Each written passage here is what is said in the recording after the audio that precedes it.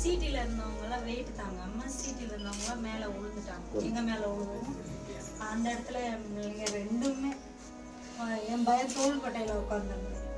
தோள்பட்டையில் உட்காந்துருக்கோம். அவனும் மயக்கம் போட்டு 2 மணி நேரம் கிழிச்சுட்டு அவனும் கண்டுபிடிச்சிருந்தேன். எப்படி தப்பிச்சாங்க அந்த நிமிஷம் வரைக்கும் எனக்கு தெரியல, எப்படி தப்பிச்சாமே தெரியல. மேலே அப்படியே கூட்டிட்டு மேலே இருந்தவங்களாம் தூக்கி அப்படியே தூக்கி விட்டுருக்குறாங்க. நானும் எனக்கு நினைவு இருக்கிற வரைக்கும் என் பிள்ளைங்க உயிரோடத்தான் இருந்தது. நானும் மயக்கம் போட்டு விழுந்துட்டேன். எனக்கு வயிறெல்லாம் அடி. என் பிள்ளைங்க அந்த இடத்துல போட்டு எந்திரிக்கிறவங்க மேலே சீட்டிலேருந்து கீழே விழுந்தவங்க எந்திரிக்கிறவங்க போட்டு மிதிச்சு இல்லை அந்த இடத்துல மூச்சு திணறி அண்ணே இறந்து போச்சு. இது பெரிய பொண்ணு, இது சின்ன லாஸ்ட் பையன். இடையில 2 பேர் பழனிமா கோயிலா 2 பேரும். அவங்க 2 பேருன்னு எங்க கூட இல்லை. அப்படியே தூக்கிட்டு போயிட்டாங்க.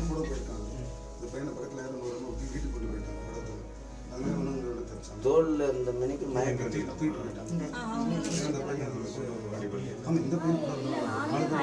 அண்ணன் தான் வந்து என்னை காப்பாற்றினாங்க. அப்புறம் அதுக்கப்புறம் தான் எங்கள் அம்மா போயிட்டு இருந்தவங்க எங்கள் அம்மா கீழே மயக்கம் போட்டு விழுந்தாங்க. சின்ன பொண்ணும் கீழே மயக்கம் போட்டு தான் விழுந்தாங்க. ஆனால் நாங்கள் இன்னும் முடிச்சது ரோட்டுக்கு தெக்கால சைடு யாரோ வீட்டில் தான் இருந்தேன்.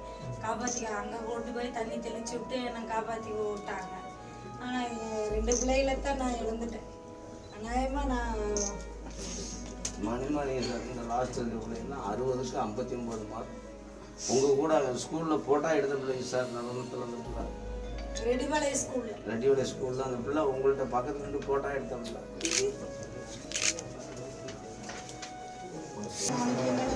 வாங்கிட்டு வரலாமான்னு சொன்னாங்க. கூட்டம் அதிகமாகவும் நிறைய பேர் மயங்கிகளுக்கும் நான் பையனுக்கு ஃபோன் பண்ணேன். ஃபோன் ரீச் ஆகல. அதுக்கப்புறம் தான் பயந்துட்டு பசங்க யாருக்குமே ரீச் ஆகணும் 1 மணி நேரத்துக்கு. அதுக்கப்புறம் வரையும் இந்த பசங்க கூப்பிட்டு அண்ணா ஃபோன் எங்கே மிஸ் பண்ணிட்டாங்க வந்துடுவாங்கம்மா இருங்க எனக்கு தேடிடுவாங்க. ஒரு 10 நிமிஷத்தில் அண்ணா ஜிஹெச்சில் இருக்கேங்கிறாங்க. வாங்க போய் பார்க்கலான்னு நாங்கள் வண்டி இல்லை, ஆட்டோ இல்லை, ஒன்றுமே இல்லை. அதுக்கப்புறம் நாங்கள் ரிட்டர்னுக்கு வந்து அவர் பக்கத்தில் பொண்ணோட வண்டியில் போகக்குள்ளேயே அப்படி சொல்லிட்டாங்க, ரவி நம்மளை விட்டு போயிட்டாமா அப்படின்னு. என்ன நடந்துச்சு ஏது நடந்துச்சுன்னு தெரியல. எப்படி விழுந்தாங்களா மிதிச்சாங்களா என்ன ஆச்சுன்னு எங்களுக்கு தெரியல. எல்லாம் ஒன்றா தான் போனாங்க. கையை பிடிச்சிட்டு ஆளுக்கு ஒரு பக்கமாக பிரிஞ்சுட்டாங்க.